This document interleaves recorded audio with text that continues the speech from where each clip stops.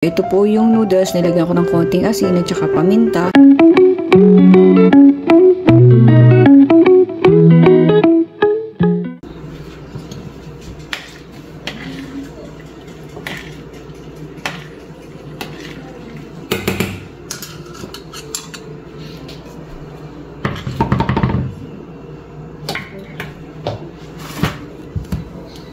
Using our bulok na kawali, let's add oil.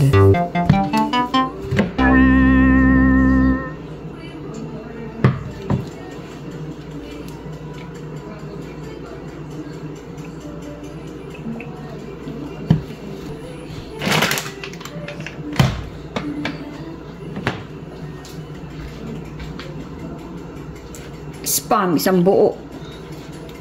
Bago tayo macaroni salad.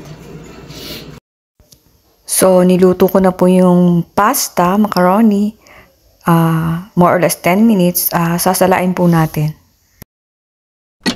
Ugasan po natin ng malamig na tubig para maghiwa-hiwala yung pasta.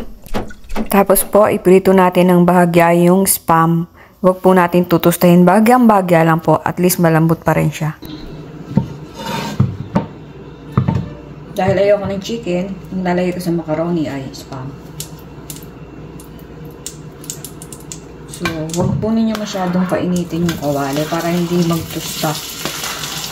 Ano lang, bahagyang prito lang. Huwag lang na hindi madikitan ng mantika. Apoy o init. Kailangan po ano lang, malambot pa rin siya. So, pangatlo ko na po ngayon tong araw na to recipe. Titignan natin hanggang saan aabot ang aking powers sa pagluluto. Pag pagod na ako, ayoko na. So, nakapagluto na rin ako dati nito. Isang buong spam, tapos mga nakikita ko sa inyo. Ito pong elbow macaroni, kalahati lang po nito. Ang galing ba karami ito. Basta kalahati lang nito. 200 to, diba? Ay, hindi pala. Kalahati ng box. Baka matustay akin. Macaroni. Sinala ay tumalsik pa. Pwede pa yan.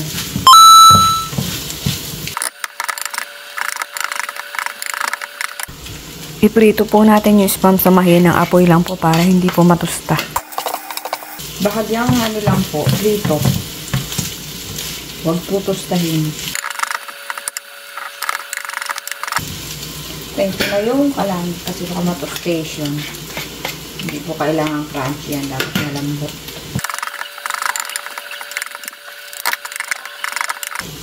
Okay na yan.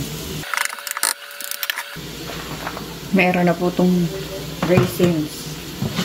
Init pa rin yung kalan.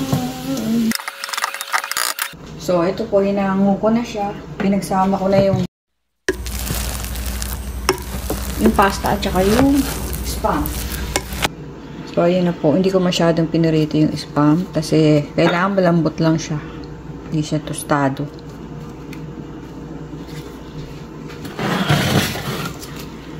So, ito po yung noodles. Nilagyan ko ng konting asin at saka paminta. Tsaka ako minix. Tapos, sinama ko na tong spam.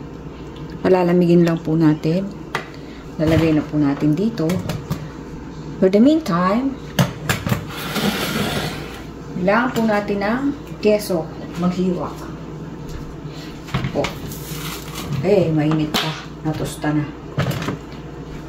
So, maghihiwa tayong keso. Lalagay natin dyan. Wala namang pwestuhan. Yan.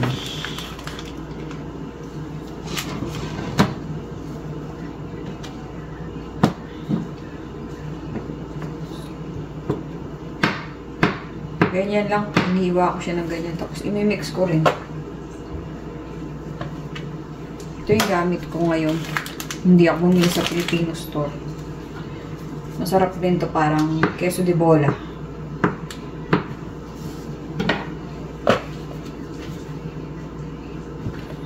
So, ayun po.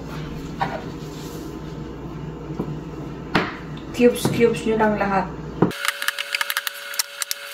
Nadudurog lang. Kaya konting asin lang nilagay ko dun sa ano, para kasi maalat na rin tong cheese. Nadudulog siya.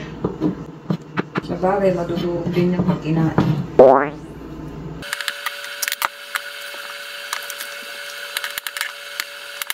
Nek.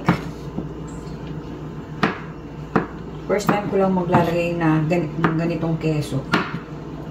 Kasi usually ang nilalagay ko Filipino, yung nabibili sa Filipino store. Since masarap din to, pwede na rin to. Madudurog nga lang. Mamaya ako na ulit dadagdagan. I-mix ko muna ang mga ingredients niya. Sinasala ko po yung pineapple.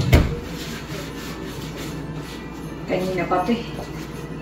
Ito po, 3 lata nilagay ko.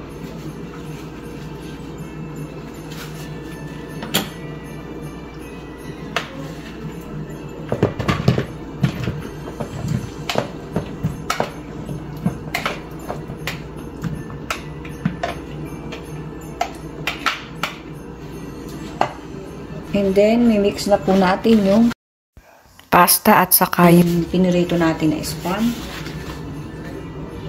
Mainit yung kalang kaya hindi ko mailapit eh. Mamasunog yung aking plastic.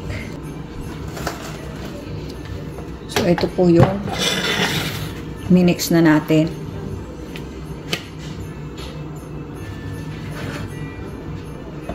Mukhang maliit yung aking lalagyan ah.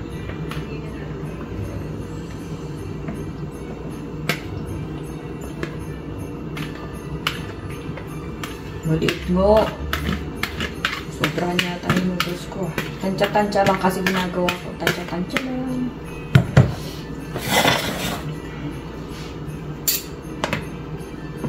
So, mix-mix lang muna. Mix muna natin. Lalagay ko na rin yung ano, para ma-mix na rin kasama. Nestle cream. Sa 2, 3.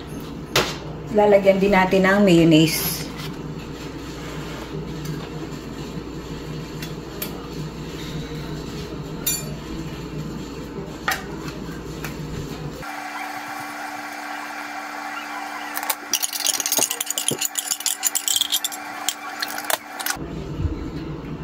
Bago ko po inilalagay na amoy ko muna baka mamaya eh. Kahit na hindi expired, may butas o ano. Para lang sigurado. Maliit ang aking lalagyan. Pangatlo. So, dahan-dahan lang ang halo at punong-pununin. Punong-pununin.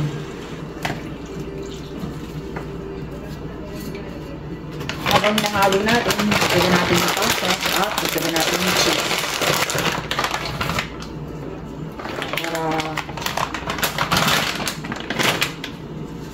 Hindi sama-sama, tumpok-tumpok.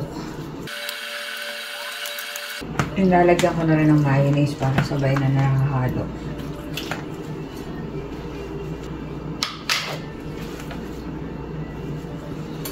Lagyan natin ng mga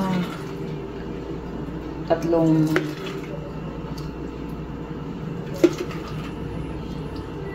o 4 na kutsara. Oh. Lalo na siyang mahirap haluin.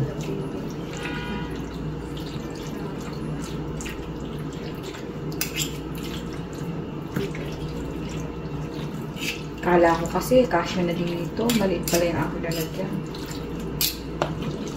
Pero sakto lang. Kaya lang mahirap haluin.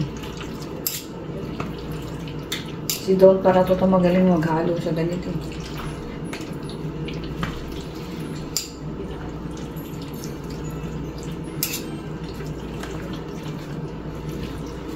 Pag nagluluto ako maramihan, tinutulungan niya ako taghalo.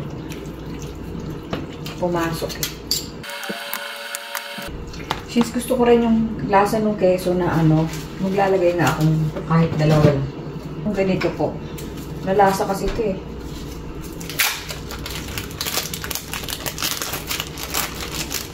Mas malasa kasi doon sa ibang nabibili yung mga cheese dito. Iba-ibang klase kasi cheese dito. Sa akin kasi basta cheese na. Dito, iba-iba. Lahat ng klaseng cheese nandito yata. Malay ko ba dyan, basta ako cheese tapos. Nga lang, hindi ko na hiniwa. Punit-punit ko na lang siya. Madali eh. Lahat na lang madali. Ako po, mabilis ang ano dito. Ayan po.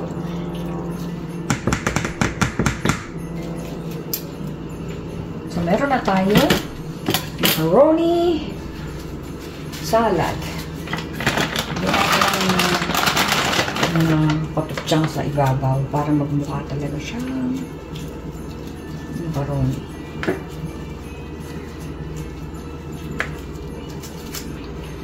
Ganyan lang po gumawa ng macaroni. At para sigurado kayo na kulang o may sobra, tikman natin.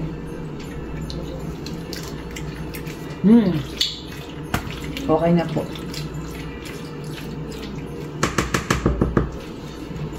So, ganyan lang po kadali mga kakuracha.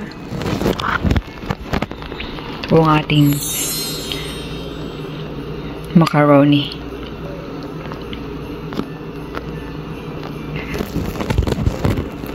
Okay, bye!